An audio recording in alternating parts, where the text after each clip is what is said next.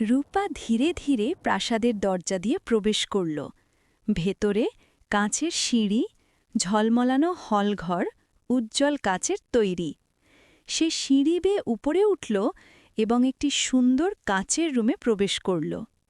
রূপা এক বিশাল কাঁচের আলমারি দেখতে পেল। সে আলমারির কাছে গেল এবং ধীরে ধীরে আলমারিটা খুলল। রূপা দেখল ভেতরে সাজানো আছে অসংখ্য উজ্জ্বল ড্রেস। রূপা ধীরে ধীরে একটি চকচকে উজ্জ্বল পিঙ্ক গাউন বের করল। সে গাউনটা পরে দেখল যেন আয়নার মতো ঝকঝক করছে। তারপর রূপা দেখতে পেল একটি বড় কাঁচের ফুলদানি, ফুলগুলো উজ্জ্বল রঙিন কাচের তৈরি।